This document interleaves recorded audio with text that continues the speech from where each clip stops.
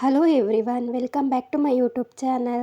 ಇವತ್ತು ಕೋಕೋನಟ್ ಹಲ್ವಾ ಮಾಡ್ತಾಯಿದ್ದೀನಿ. ತುಂಬಾ ಟೇಸ್ಟಿಯಾಗಿರುತ್ತೆ, ಹಾಗೆಯೇ ಹೆಲ್ದಿ ಕೂಡ. ಇದರಲ್ಲಿ ಶುಗರ್ ಏನೂ ಹಾಕೋದಿಲ್ಲ, ಹಾಗಾಗಿ ಹೆಲ್ದಿನೂ ಕೂಡ. ಟೇಸ್ಟ್ ಮಾತ್ರ ಸೂಪರಾಗಿರುತ್ತೆ. ಹಬ್ಬದ ಟೈಮಲ್ಲಿ ಈ ಥರ ಸ್ವೀಟ್ ಮಾಡ್ಕೊಬೋದು. ಯಾವಾಗಲೂ ಒಂದೇ ಥರ ಸ್ವೀಟ್ ಮಾಡಿರ್ತೀವಲ್ವ, ಹಾಗಾಗಿ ಈ ಥರ ಡಿಫ್ರೆಂಟಾಗೂ ಕೂಡ ಮಾಡ್ಕೊಬೋದು. ಟೇಸ್ಟ್ ಮಾತ್ರ ನಿಜವಾಗ್ಲೂ ತುಂಬಾ ಚೆನ್ನಾಗಿರುತ್ತೆ. ನೀವು ಒಂದ್ಸಲ ಟ್ರೈ ಮಾಡಿ, ನಿಮಗೂ ಕೂಡ ಈ ರೆಸಿಪಿ ಇಷ್ಟ ಆಗೇ ಆಗುತ್ತೆ. ಹಾಗೆಯೇ ಇದು ಜಾಸ್ತಿ ಏನು ಟೈಮ್ ತೊಗೊಳ್ಳೋದಿಲ್ಲ, ಬೇಗನೆ ಮಾಡ್ಕೊಬೋದು. ಹಾಗೆಯೇ ಇಂಗ್ರೀಡಿಯೆಂಟ್ಸ್ ಕೂಡ ಕಡಿಮೆನೇ, ಹಾಗಾಗಿ ಇದು ತುಂಬಾ ಸಿಂಪಲ್ ರೆಸಿಪಿ. ಇವಾಗ ಇದನ್ನು ಹೇಗೆ ಮಾಡೋದು ಅಂತ ನೋಡೋಣ. ಅದಕ್ಕೂ ಮುಂಚೆ ನನ್ನ ಚಾನಲ್ನ ಸಬ್ಸ್ಕ್ರೈಬ್ ಮಾಡದೆ ನೋಡ್ತಾ ಇದ್ದರೆ ಪ್ಲೀಸ್ ಒಂದು ಸಬ್ಸ್ಕ್ರೈಬ್ ಮಾಡ್ಕೊಂಡು ನೋಡಿ. ಮೊದಲಿಗೆ ಇದನ್ನು ಮಾಡ್ಕೊಳ್ಳೋದಕ್ಕೆ ಒಂದು ಮಿಕ್ಸರ್ ಜಾರ್ ತೊಗೊಂಡಿದ್ದೀನಿ. ನಾನು ದೊಡ್ಡ ಮಿಕ್ಸರ್ ಜಾರೇ ತೊಗೊಂಡಿದ್ದೀನಿ, ಯಾಕಂದರೆ ಎಲ್ಲನೂ ಗ್ರೈಂಡ್ ಮಾಡ್ಕೊಬೇಕು. ಹಾಗಾಗಿ ಮೊದಲಿಗೆ ಅದಕ್ಕೆ ಹೆಸ್ರು ಬೇಳೆನ ಹಾಕ್ಕೊಳ್ತಾ ಇದ್ದೀನಿ. ತೋರಿಸಿದ್ನಲ್ವ, ಒಂದು 2-3 ಸ್ಪೂನ್ ಆಗುವಷ್ಟು ಹೆಸ್ರು ಬೇಳೆನ ಹಾಕ್ಕೊಂಡ್ಬಿಟ್ಟು ಗ್ರೈಂಡ್ ಮಾಡ್ಕೊಬೇಕು ಚೆನ್ನಾಗಿ. ಇವಾಗ ಅದಕ್ಕೇ ನಾನು ಕಾಯಿ ತುರಿನ ಹಾಕ್ಕೊಳ್ತಾ ಇದ್ದೀನಿ. ಸಪ್ರೇಟಾಗಿ ಏನು ತೆಕ್ಕೊಳ್ತಿಲ್ಲ, ಡೈರೆಕ್ಟ್ ಅದಕ್ಕೇ ಹಾಕ್ಕೊಳ್ತಾ ಇದ್ದೀನಿ. ಹಾಗಾಗಿ ಸ್ವಲ್ಪ ದೊಡ್ಡ ಮಿಕ್ಸಿನೇ ತೊಗೊಂಡು ಮಾಡ್ಕೊಳ್ಳಿ. ಹೆಸರುಬೇಳೆ 3 ಸ್ಪೂನ್ ಆಗುವಷ್ಟಿತ್ತು, ಅದನ್ನು ಚೆನ್ನಾಗಿ ಗ್ರೈಂಡ್ ಮಾಡ್ಕೊಂಡಿದ್ದೀನಿ. ಇವಾಗ ಅದಕ್ಕೇ ನಾನು 1 ಕಪ್ ಆಗುವಷ್ಟು ಕಾಯಿ ತುರಿನ ಹಾಕ್ಕೊಂಡಿದ್ದೀನಿ, ಅಂದರೆ ಅರ್ಧ ಹೋಳು ಕಾಯಿ ತುರಿನ ಹಾಕ್ಕೊಂಡಿದ್ದೀನಿ. ಆಮೇಲೆ 2 ಸ್ಪೂನ್ ಆಗುವಷ್ಟು ಅಕ್ಕಿ ಹಿಟ್ಟು, ಆಮೇಲೆ ರುಚಿಗೆ ಬೇಕಾದಷ್ಟು ಬೆಲ್ಲ. ಜಾಸ್ತಿ ಏನು ಬೆಲ್ಲ ಹಾಕೋದು ಬೇಡ, ಯಾಕಂದರೆ ಸ್ವೀಟ್ ಸ್ವಲ್ಪ ಇರುತ್ತಲ್ವ, ಹಾಗಾಗಿ ಸ್ವಲ್ಪ ಬೆಲ್ಲನ ಹಾಕ್ಕೊಂಡ್ರೆ ಸಾಕು. ನಿಮಗೆ ಸ್ವೀಟ್ನೆಸ್ಸಿಗೆ ಎಷ್ಟು ಬೇಕಾಗುತ್ತೋ ಅಷ್ಟು ಬೆಲ್ಲನ ಹಾಕ್ಕೊಬೇಕು. ಆಮೇಲೆ 2 ಏಲಕ್ಕಿನ ಹಾಕ್ಕೊಳ್ತಾ ಇದ್ದೀನಿ. ಏಲಕ್ಕಿ ಪೌಡರ್ ಇದ್ದರೆ ಡೈರೆಕ್ಟಾಗಿ ಹಾಗೆ ಹಾಕ್ಬೋದು, ಇಲ್ಲಾಂದರೆ ನಾವು ಗ್ರೈಂಡ್ ಮಾಡ್ತೀವಲ್ವ, ಹಾಗಾಗಿ ಏಲಕ್ಕಿನ ಹಾಗೆ ಹಾಕ್ಕೊಂಡಿದ್ದೀನಿ ನಾನು.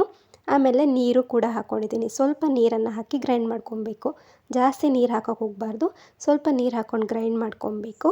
ಅದಾದಮೇಲೆ ಅದನ್ನು ಸೈಡಲ್ಲಿ ಇಟ್ಕೊಂಡು ನಿಮಗೆ ಏನು ಡ್ರೈ ಫ್ರೂಟ್ಸ್ ಇಷ್ಟ ಎಲ್ಲನೂ ಕೂಡ ಹಾಕ್ಕೊಬೋದು. ನಾನು ಗೋಡಂಬಿ ಮತ್ತು ಬಾದಾಮಿ ಹಾಕ್ಕೊಂಡಿದ್ದೀನಿ. ನಿಮ್ಮ ಹತ್ರ ಎಲ್ಲ ಥರ ಡ್ರೈ ಫ್ರೂಟ್ಸ್ ಇದ್ದರೆ ಎಲ್ಲನೂ ಹಾಕ್ಕೊಬೋದು, ಚೆನ್ನಾಗಿರುತ್ತೆ ಡ್ರೈ ಫ್ರೂಟ್ಸ್ ಜಾಸ್ತಿ ಇದ್ದರೆ. ಇವಾಗ ಅದನ್ನು ಸೈಡಲ್ಲಿ ಇಟ್ಕೊಂಡು ಒಂದು ಪ್ಯಾನಿಗೆ ಒಂದು 2-3 ಸ್ಪೂನ್ ಆಗುವಷ್ಟು ತುಪ್ಪನ ಹಾಕ್ಕೊಂಡಿದ್ದೀನಿ. ಆಮೇಲೆ ಅದಕ್ಕೆ ಕಟ್ ಮಾಡಿದ್ನಲ್ವ ಡ್ರೈ ಫ್ರೂಟ್ಸು, ಅಷ್ಟನ್ನು ಹಾಕ್ಕೊಂಬಿಟ್ಟು ಇದನ್ನು ತುಪ್ಪದಲ್ಲೇ ಚೆನ್ನಾಗಿ ಹುರ್ಕೊಬೇಕು. ಇವಾಗ ಇದನ್ನು ಲೈಟಾಗಿ ಹುರ್ಕೊಂಡಿದ್ದೀನಿ. ಹುರ್ಕೊಂಬಿಟ್ಟು ಅದನ್ನು ಮತ್ತೆ ಸೈಡಲ್ಲಿ ತೆಗೆದಿಟ್ಕೊಂಡಿದ್ದೀನಿ.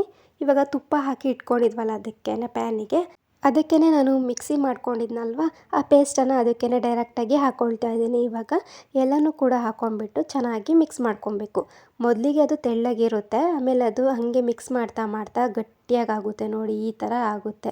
ಈ ಥರ ಬಂದರೆ ಪರ್ಫೆಕ್ಟಾಗಿ ಬಂದಿದೆ ಅಂತ. ನೀವು ಮಧ್ಯ ಬೇಕಿದ್ದರೆ 1 ಸ್ಪೂನ್ ತುಪ್ಪನ ಹಾಕ್ಕೊಳ್ತಾ ಇರ್ಬೋದು, ಜಾಸ್ತಿ ಏನು ಬೇಕಾಗೋದಿಲ್ಲ ತುಪ್ಪ. ನೋಡಿ, ಈ ಥರ ಪ್ಯಾನ್ನ ಬಿಟ್ಟು ಬಂದಿದೆ. ಇವಾಗ ಇದು ಆಗಿದೆ ಅಂತ ಅರ್ಥ. ಇವಾಗ ಇದಕ್ಕೆ ನಾವು ಮೊದಲಿಗೆ ಡ್ರೈ ಫ್ರೂಟ್ಸ್ನ ಹುರಿದು ಇಟ್ಕೊಂಡಿದ್ವಲ್ಲ, ಅದನ್ನು ಹಾಕ್ಕೊಳ್ಳೋದು. ಇವಾಗ ಡ್ರೈ ಫ್ರೂಟ್ಸ್ ನೋಡಿ ಎಷ್ಟು ಜಾಸ್ತಿನೇ ನಾನು ಹಾಕ್ಕೊಂಡಿದ್ದೀನಿ, ಯಾಕಂದರೆ ಹಲ್ವಕ್ಕೆ ತಿನ್ನುವಾಗ ಡ್ರೈ ಫ್ರೂಟ್ಸ್ ಸಿಕ್ಕಿದ್ರೆ ತುಂಬ ಚೆನ್ನಾಗಿರುತ್ತೆ, ಹಾಗಾಗಿ ಸ್ವಲ್ಪ ಜಾಸ್ತಿನೇ ಹಾಕ್ಕೊಬೇಕು.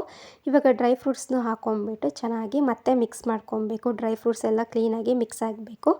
ಇವಾಗ ಇದನ್ನು ಒಂದ್ಸಲ ಚೆನ್ನಾಗಿ ಮಿಕ್ಸ್ ಮಾಡಿಕೊಂಡ್ರೆ ಕೋಕೋನಟ್ ಹಲ್ವಾ ರೆಡಿನೇ ಆಗೋಗುತ್ತೆ. ಇವಾಗ ನಾನು ಬಾಳೆ ಎಲೆ ಮೇಲೆ ಸರ್ವ್ ಮಾಡ್ಕೊಳ್ತಾ ಇದ್ದೀನಿ. ಎಷ್ಟು ಚೆನ್ನಾಗಿ ಬಂದಿದೆ ಅಂತ ನೀವೇ ನೋಡಿ. ತುಂಬಾ ಟೇಸ್ಟಿಯಾಗಿತ್ತು ಮಾತ್ರ. ನೀವು ಒಂದ್ಸಲ ಟ್ರೈ ಮಾಡಲೇಬೇಕು ಈ ರೆಸಿಪಿ, ನಿಮಗೂ ಕೂಡ ಇಷ್ಟ ಆಗೇ ಆಗುತ್ತೆ. ಯಾವುದಾದ್ರೂ ಹಬ್ಬದ ಟೈಮಲ್ಲಿ ಮಾಡ್ಕೊಳ್ಳಿ, ತುಂಬಾ ಚೆನ್ನಾಗಿರುತ್ತೆ. ನಿಮಗೂ ಕೂಡ ಈ ರೆಸಿಪಿ ಇಷ್ಟ ಆಗಿದೆ ಅಂತ ಅಂದ್ಕೊಳ್ತೀನಿ. ಟ್ರೈ ಮಾಡಿದ್ರೆ ಗೊತ್ತಾಗುತ್ತೆ ಹೇಗಿತ್ತು ಟೇಸ್ಟು ಅಂತ. ಆಮೇಲೆ ಇನ್ನು ನೆಕ್ಸ್ಟ್ ವಿಡಿಯೋಲಿ ಸಿಗೋಣ. Thank you for watching.